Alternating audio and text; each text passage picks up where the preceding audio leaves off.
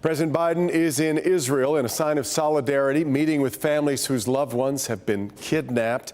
But meanwhile, anger grows in the Middle East after that horrific explosion at a hospital in Gaza.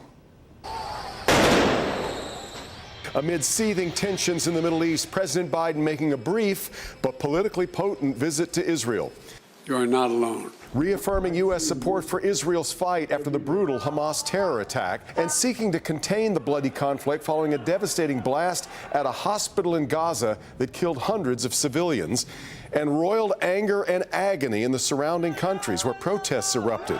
While Israel and Hamas trade blame for the hospital explosion, President Biden pointing to U.S. intelligence that Israel was not responsible. I was outraged and saddened by the enormous loss of life yesterday in the hospital in Gaza.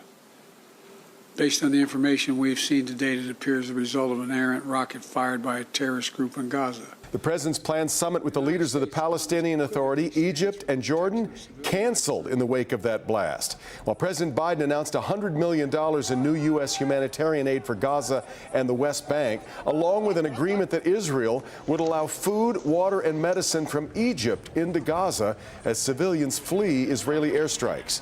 The suffering is increasing every day. We see streams of people walking south, and then the question is, where do they go? President Biden comforting survivors and families of the victims killed in Israel, sharing emotional stories of loss and hope as the U.S. vows support to bring home hostages held in Gaza and ease the raw suffering in a region on a knife's edge. Coming up here at 5:30, more on the war. Christy McDonald is going to show us the way that social media is affecting the way that people around the world perceive what is happening in Israel. It is day 34 of the UAW strike against the domestic three automakers, and the ripple effects keep coming. Not in layoffs this time, but in terms of future planning.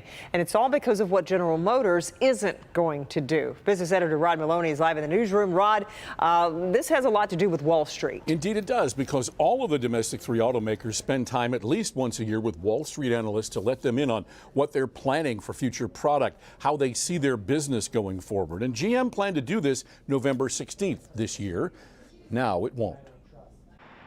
Annually, automakers bring Wall Street analysts to their headquarters, sometimes New York. This year, GM intended to show them its new technology in warm weather Charlotte.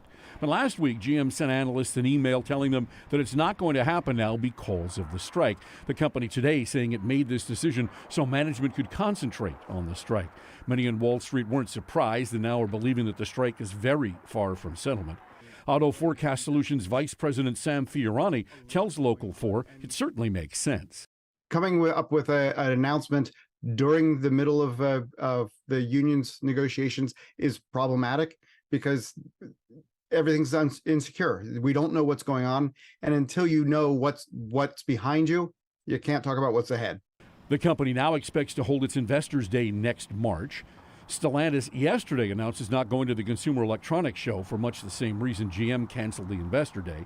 Fiorani says Detroit's auto companies are cutting really the low-hanging fruit first. Everybody has been cutting back their marketing departments for years on car shows, on events like CES, with concept vehicles. It's a sad state of the market where we don't get to see the flashy new things that they're working on behind the scenes. So cutting back at CES is just seemingly part of that package. Now, General Motors is still planning on holding its third quarter earnings call next week. Company's already said it's lost $200 million in the first 2 weeks of the strike. Those losses are going to be much higher. Back to you. Okay, Rod, thank you.